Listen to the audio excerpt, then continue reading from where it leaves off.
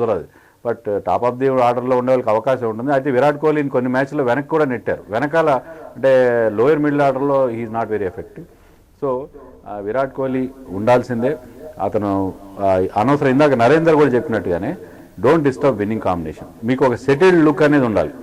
మీకు champion team కావాలంటే మీరు ప్రయోగాలు చేయడం, ఈ ఆటగాడిని మార్చి ఆటగాడి అది మ్యూజికల్ చైర్స్లో ఉండకూడదు. టీం ఒక సెటిల్డ్ లుక్ అనేది అవసరం. ఫైనల్లో కూడా మీ క్వశ్చన్ రిపీట్ చేయండి. ఇదే టీంని కంటిన్యూ చేయాలంటున్నారా ఫైనల్లో కూడా మీరు?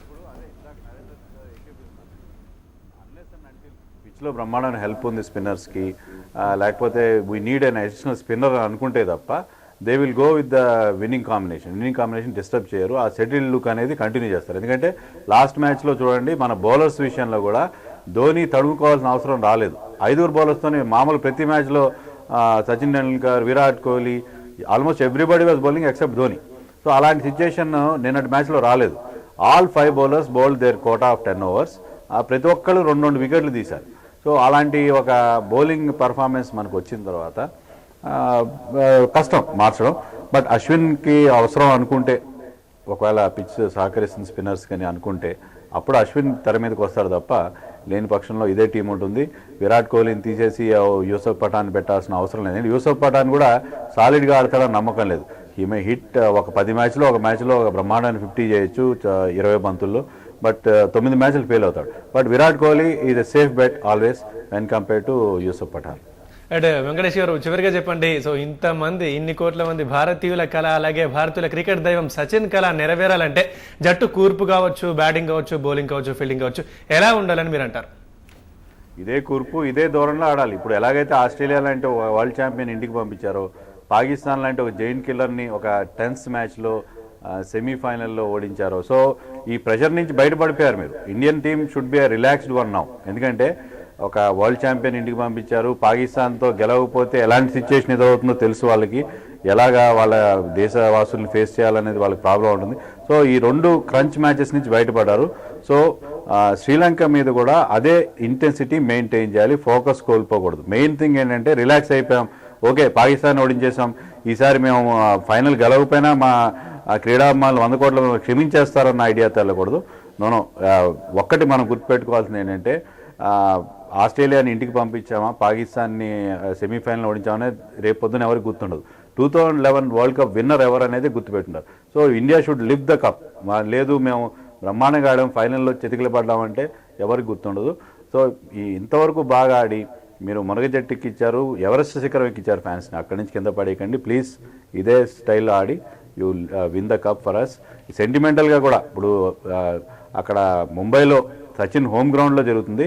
సచిన్కి ఒక ఫేర్వెల్ గిఫ్ట్గా వరల్డ్ కప్ జట్టు అందించాలి. అలాగే ఇండియా సచిన్కి ఇంత బ్రహ్మరథం పట్టి ఇంత గౌరవం ఇచ్చినందుకు సచిన్ కూడా ఇండియాకి వరల్డ్ కప్ అందించాల్సిన అవసరం ఉంది.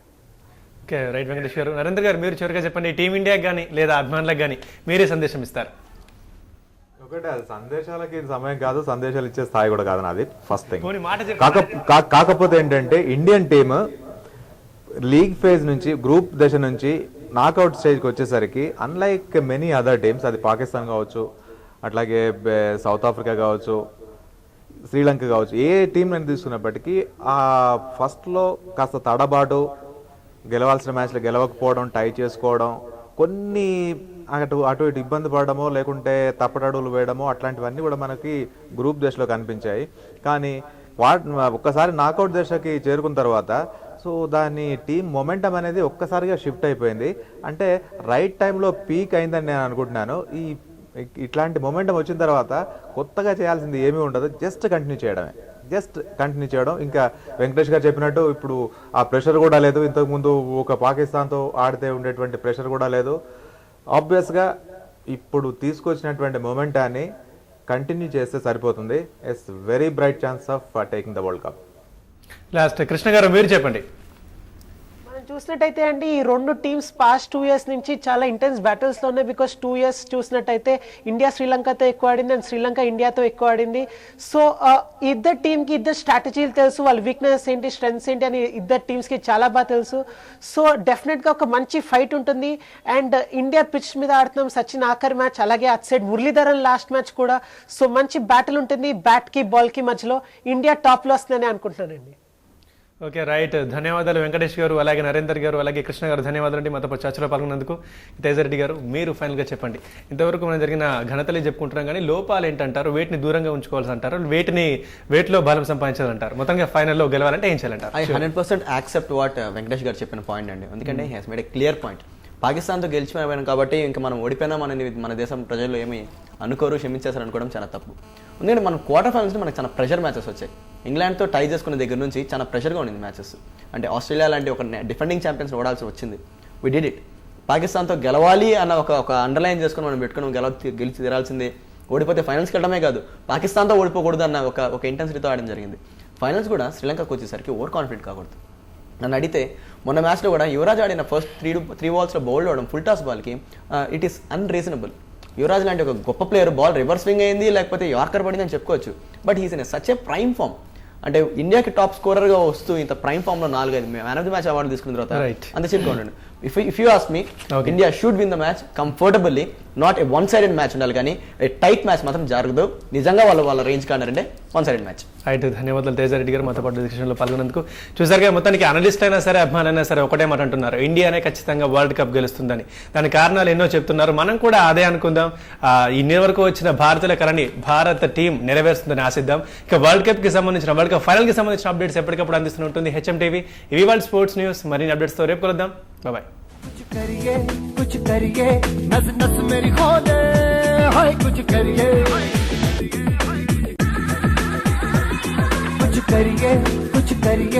बस बस बड़ा बोले, अब कुछ करिए. ओ कोई तो चल सिद्ध फड़िए, तू बेतरिए या मरिए, हाय कोई तो चल सिद्ध फड़िए, तू बेतरिए या मरिए. चक दे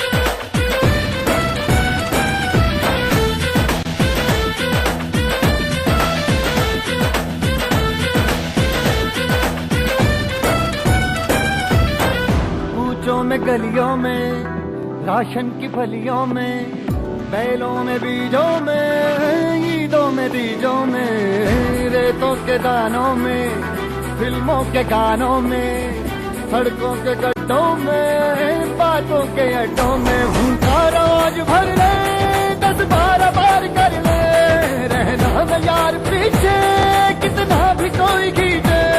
टस है ना मस है जी, जिद है तो जिद है जी, किसना यूं ही किसना यूं ही किसना यूं ही बस करिए. कोई तो चल जिद फड़िए, तू बेतरिए या मरिए, हाय कोई तो चल जिद फड़िए, तू बेतरिए.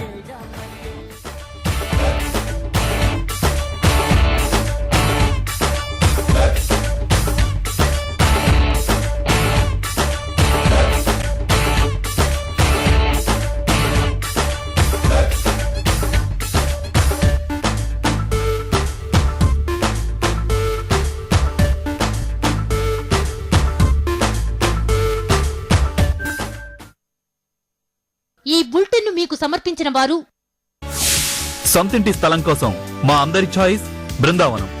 మరి ఈ బులెటిన్ మీకు సమర్పిస్తున్న వారు సొంతింటి స్థలం కోసం మా అందరి చాయిస్ బృందావనం. మరి మీ చాయిస్? తాజా మామిడి పళ్లతో ఎంతో ప్రేమగా, ఎందుకంటే మీరు ప్రతి గుటకని ఆస్వాదించాలని. మాజా తొందరెందుకు? ఫ్యాంటా, ఎక్కువ ఫ్యాంటా ఎక్కువ మస్తీ. ఈ గాలిలో ఓ ప్రత్యేకత ఉంది. ఎయిర్వేక్.